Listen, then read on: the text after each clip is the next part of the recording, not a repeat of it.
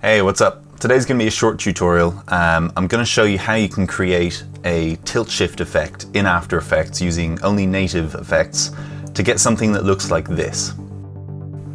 So as you can see, it looks like it's a miniature, like a tiny little model village, and you can do this with any kind of aerial shot or any photography, aerial photography, that kind of thing, and just give it that kind of miniature feel. So let's just jump right into After Effects and see what we've got. Alright, so I've got my shot in After Effects here, and you can see I've got two additional layers as well as my footage layer. Now the footage layer, I haven't done anything to it. All of the color correction I've done is on this adjustment layer, and I'll explain the reason for that later, but for now, let's just have a look at what's in these layers. So the tilt shift layer is just an adjustment layer. You can see that because it's got that little black and white thing, and you create that by just going New, Adjustment Layer. Alright, now this adjustment layer has two effects on it. It has the color correction, which I can disable, and there's your raw shot. And then it has this camera lens blur filter. Now you may have seen the anamorphic bokeh tutorial I did, and if you haven't, go and check it out if it interests you, because it's a really cool feature. But basically, camera lens blur allows you to get very realistic looking bokeh from your footage by blurring out areas and then affecting those highlights into these kind of bokeh balls. And if I bump this up, you can see that, you know, you really get those beautiful swirls, those beautiful bokeh balls, but that's way too much. Then we have this blur map layer, which is actually disabled, because if I enable it, you see it's just white that's gradiating out into black or transparent. So let's just create a new composition for now with this footage. We'll just drag it down, put it on a new composition there, and there we go. What we're going to do is first of all create an adjustment layer, and we'll call that lens blur. All right, next up we're going to create a solid. We'll make it white. All right, and then make sure it's comp size. Cool. Next, you're going to pre-compose this. You can do this either by coming up to Layer and going Pre-compose, or you can just do the shortcut, which is Shift Command or Shift Control and C. And make sure you have Move All Attributes into New Composition ticked. Okay. And there you go. Your solid has been moved into a pre-comp. Now you come up to here to this rectangle tool by hitting Q or coming up here. And with the white solid layer selected so that we can draw a mask, you're going to draw a big wide rectangle. Now make sure you go far, reach over, because we're going to be feathering this and we don't want it to affect the sides. We only want it to affect the top and bottom. You'll see what I mean now when I hit F on the keyboard and just drag this up. I don't want this to be bleeding out into the white at all. I want it to be a sharp line there, but here I want this feathered. Okay, right. Now, if you remember masks, white is active, black is transparent. So what we're going to need to do is invert this mask. That way black is unaffected, white is affected by the blur. Now we head back to this composition, and well, that looks kind of crap. Let's just call this blur map. All right. Now you can remove the visibility of that, that's not a problem. On the lens blur adjustment layer that we created, we're going to come up here and type in camera lens blur. There it is.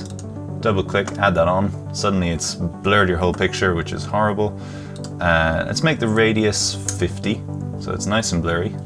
Let's make the shape whatever shape you want. I like to make this completely round, so it looks nice. You know what? We could even go for an anamorphic one if we wanted. Actually, no. Let's stay with normal. All right. And then finally, we're going to come up to the gain. We're going to make that maybe 15. Drop the threshold down so that more stuff is getting highlighted. Saturation, we'll make that 100 because we want it to retain its saturation. Repeat edge pixels. And then up here on blur map, layer, hit blur map. And bang, there you go, mini city.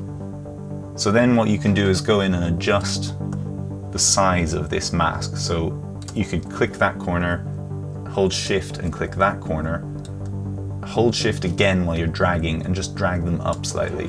And then do the same thing with these two bottom ones. Hold shift, and then drag down, just to make it slightly bigger, because I think that was a bit of a narrow scope of view.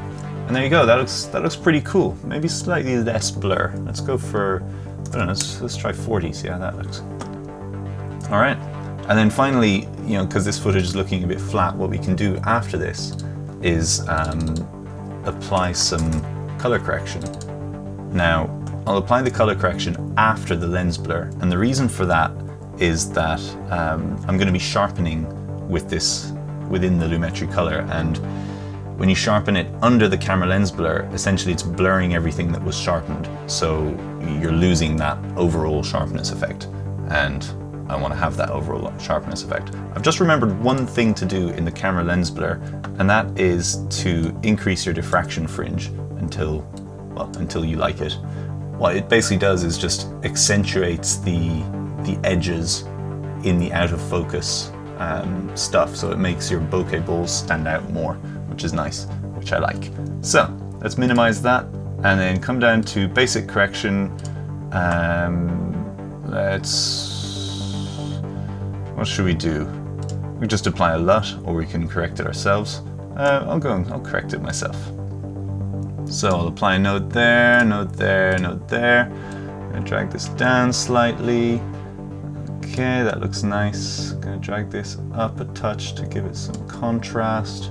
And then green is nice, but I actually want to boost the reds a little bit more. So I'm just gonna drag that up like so. And then we're gonna come up to creative. And in creative, I'm gonna add 25 for the faded film, 15 for sharpness, 40 for vibrance, and I'm going to put the saturation down to 90. 90 or even 85. Okay, and that is basically going to give me a picture that I like.